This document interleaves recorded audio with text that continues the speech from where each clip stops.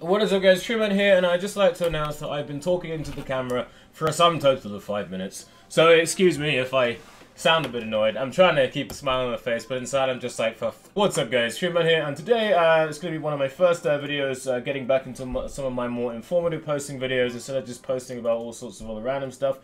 I'm going to try and talk about a topic that is going to be pretty controversial with a lot of people, and it's going to be the one that I did before in a similar style, whereby I actually be swapping from screen to screen here. As you can see, I am a master at technology. It took me like a day to figure this out. Solid, but still, yeah. So I will basically be backing up a lot of my stuff with evidence. I'll be providing links in the description. But the topic of the day is soy. Now, many of the people watching this channel probably eat soy, or know someone who eats soy, or think soy is great, or think soy is terrible.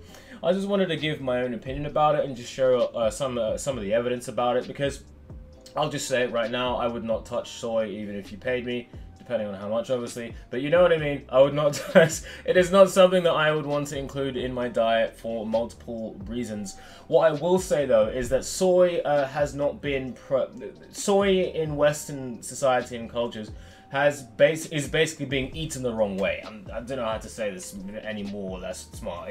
It's being eaten the wrong way. Real soy needs to be fermented, just like when the Asians did it.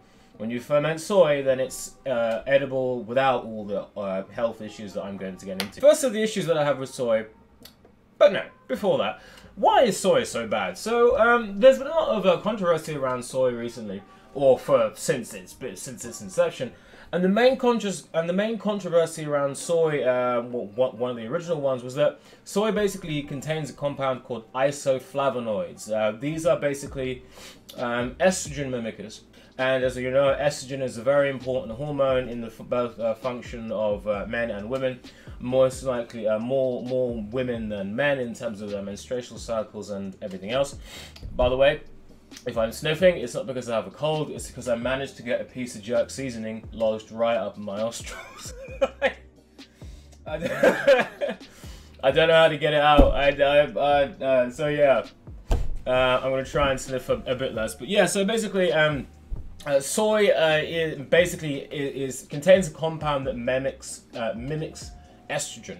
Now, the main problem with that is that there's a very, very fine balance between testosterone, estrogen, and a whole lot of other hormones in the body.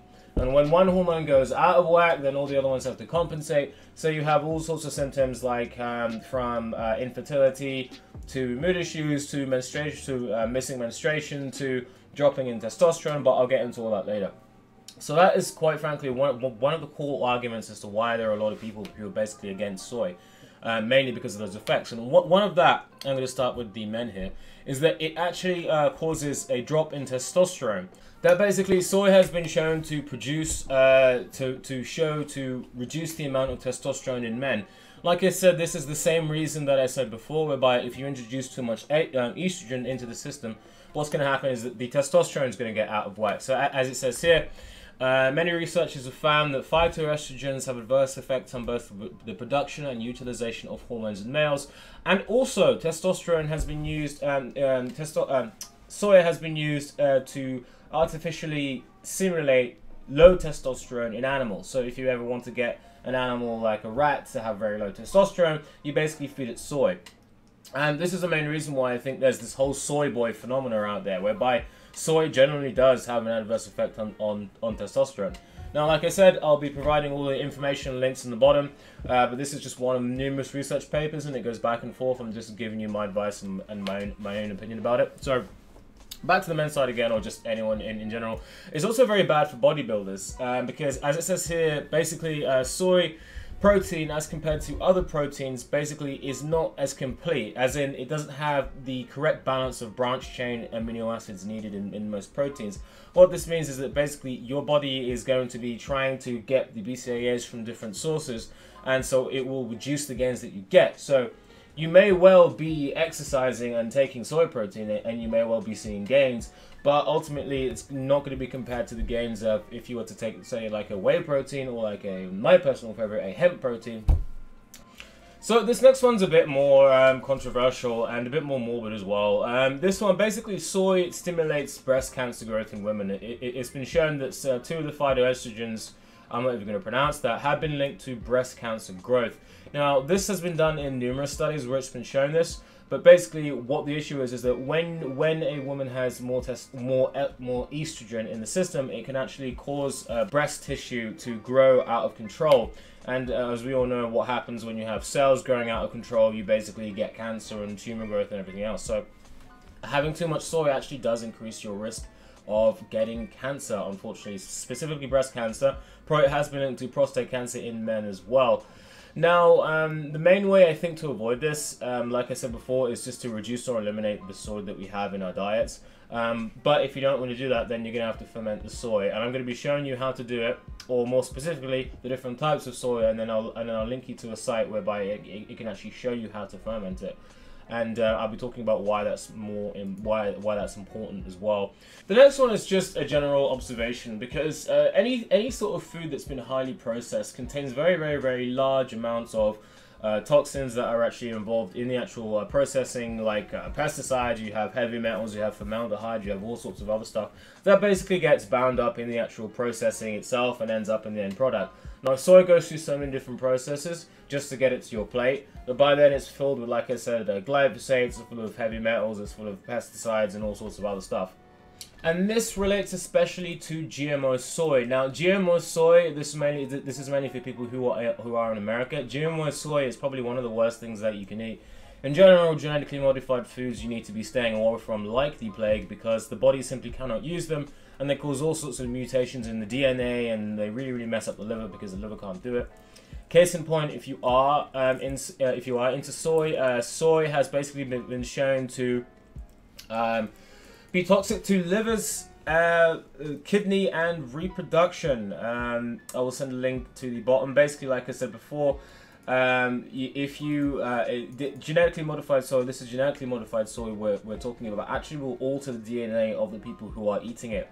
And also, like I said before, it's very high in glyphosates, like pesticides and everything else. Now, I honestly think that GMO is one of the worst things to ever hit this earth since Monsanto changed its name, changed from a weapons company to a food company. It's just about avoiding those sorts of foods, especially if it's GMO. Like anything GMO, stay the hell away from it, because it's absolutely just so bad for you. Now, there have been many instances and occasions whereby, just thinking back to my own experience, because I work in health food and supplement company, there have been, get out, cat, I'm filming, fuck off. Excuse me. The bitch doesn't even pay the bills or anything. Anyway, I started to notice that there are a lot of men who are becoming obviously a lot more effeminate. They have bigger pushed out bellies. They have very high voices and everything else, and that's been linked to a lot of the stuff that soy.